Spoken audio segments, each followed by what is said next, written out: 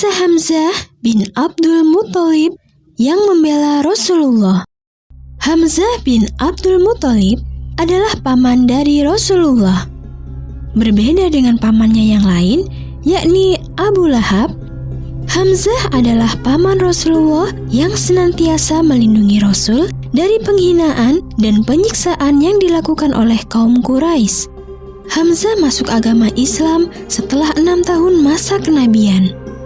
Hamzah memeluk agama Islam ketika kaum muslimin dan Rasulullah sedang diteror oleh kaum Quraisy karena menyebarkan ajaran Islam di kota Mekah. Kejadian tersebut dimulai ketika seorang budak perempuan Abdullah bin Jud'an melihat Rasulullah sedang dihina dan disakiti oleh Abu Jahal di Bukit Sofa. Abu Jahal yang puas telah menyakiti Rasulullah kemudian pulang ke rumah dan berkumpul bersama kaumnya.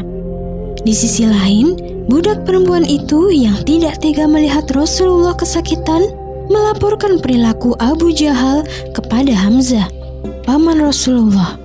Saat itu Hamzah baru saja pulang dari berburu. Hamzah yang tidak terima keponakannya dihina dan disakiti oleh Abu Jahal langsung menghampiri Abu Jahal dan berkata, "Wahai Abu Jahal yang hina, beraninya kau menghina dan mencaci maki keponakanku, sedangkan aku sudah memeluk agamanya." Tidak lama setelah itu, Hamzah memukuli Abu Jahal hingga membuat Abu Jahal babak belur. Melihat pemimpinnya terluka, kaum Quraisy yang lain berniat membalas perlakuan Hamzah, namun langsung ditahan oleh Abu Jahal. Abu Jahal berkata kepada kaumnya, "Janganlah kalian lukai Hamzah, karena aku memang pantas mendapatkan pukulan-pukulan itu, karena aku memang menghina keponakannya dengan sajian yang amat buruk." Keislaman Hamzah kemudian memberikan angin segar kepada Rasulullah. Kaum Quraisy yang takut kepada Hamzah sedikit demi sedikit mengurangi cacian dan penyiksaan kepada Rasulullah. Selanjutnya, Hamzah juga ikut membela Rasulullah dengan bergabung ke dalam barisan kaum muslimin ketika mereka berperang melawan kaum Quraisy. Kisah sahabat Rasul Sya'ban radhiyallahu an yang menyesal saat sakaratul maut.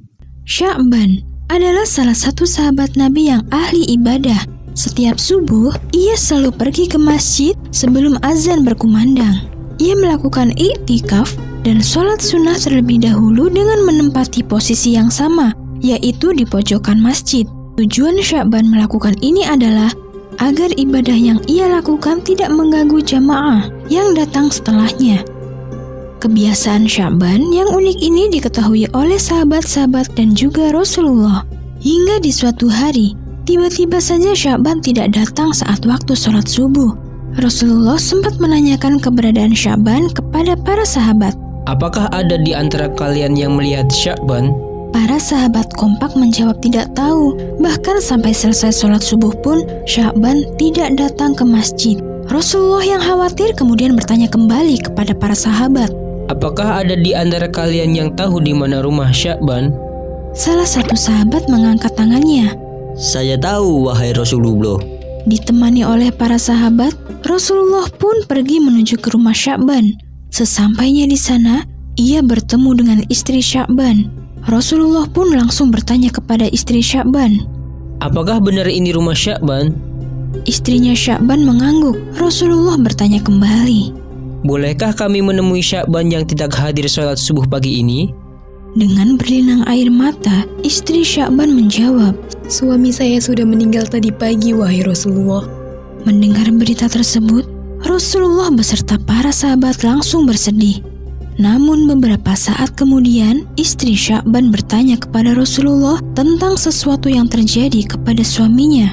"Ya Rasulullah, saya ingin menanyakan sesuatu kepada engkau terkait suami saya. Sebelum beliau meninggal, suami saya sempat berteriak 3 kali dengan mengatakan sesuatu. Apakah engkau bisa menjelaskan kepada saya maksud dari teriakan tersebut?" Rasulullah pun bertanya kepada istri Sya'ban, "Apa saja yang ia teriakkan?"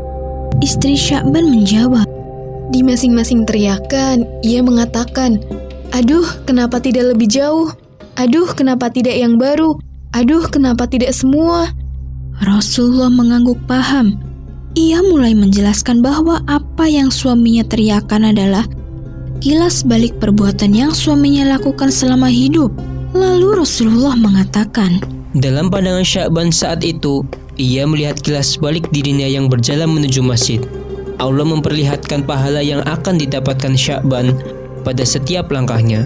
Saat diperlihatkannya itu, Sya'ban tidak sadar berucap, "Aduh, mengapa tidak lebih jauh?" timbul penyesalan dalam diri Sya'ban tentang mengapa letak rumahnya tidak lebih jauh lagi, agar ia melangkah lebih jauh dan mendapatkan pahala lebih banyak. Rasulullah melanjutkan, Lalu untuk teriakan yang kedua, Sya'ban melihat potret dirinya pada musim dingin. Pada saat itu, Sya'ban yang ingin berangkat ke masjid harus memakai 2 baju, yaitu baju yang bagus di dalam dan baju yang lusuh di luar. Hal ini ia lakukan agar bajunya yang bagus tidak kotor. Di tengah perjalanan, ia bertemu dengan laki-laki di tengah kedinginan. Sya'ban memberikan baju lusuhnya untuk menyelimuti laki-laki itu agar tidak kedinginan. Lalu dari kejadian tersebut, Allah memperlihatkan pahala yang akan diterima oleh Sya'ban atas perbuatannya itu dan membuat Sya'ban meneriakkan kata-kata, "Aduh, kenapa tidak yang baru?" Rasulullah berhenti sejenak.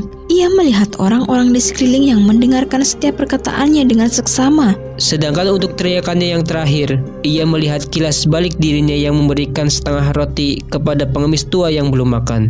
Sya'ban yang menyesal lantas berteriak, "Aduh, kenapa tidak semuanya? Karena seandainya ia memberikan semua roti itu, pastilah Sya'ban akan mendapatkan balasan pahala yang jauh lebih banyak dari ini." Seketika itu juga, semua orang yang berada di sekitar Nabi takjub terhadap kesolehan Sya'ban hingga membuat Allah memperlihatkan begitu banyak pahala kepada Sya'ban menjelang kematiannya. Kisah Jabir menjamu 1000 orang.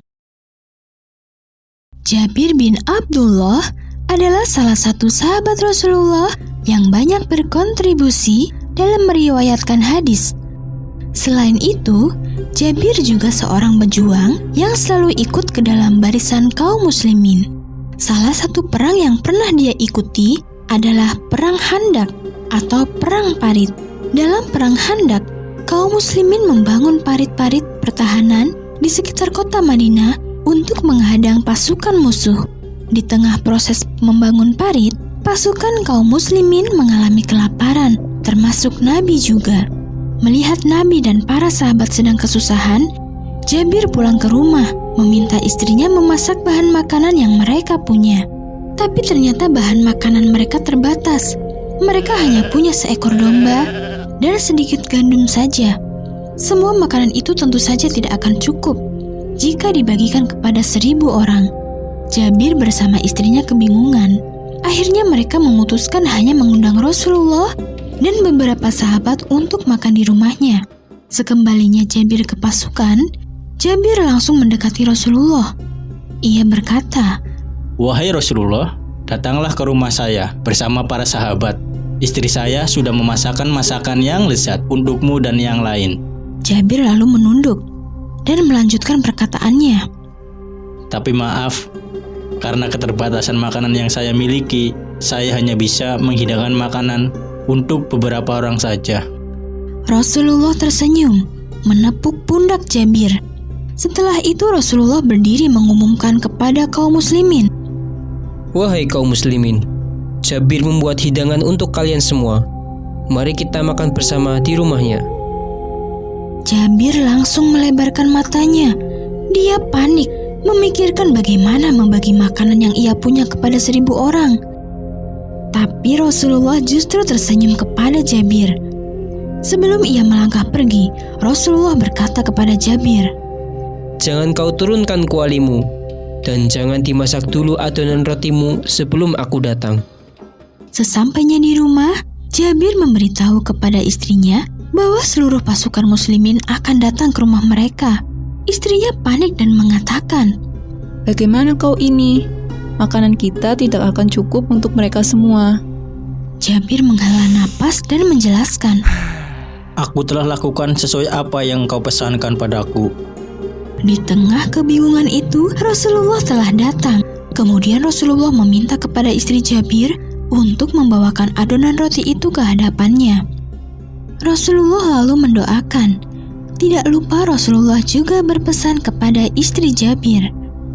Ketika gulai itu matang, langsung saja kau tuangkan gulai itu ke dalam mangkok dan jangan sekali-sekali kau turunkan kualimu itu. Jabir dan istrinya pun menuruti perintah Rasul.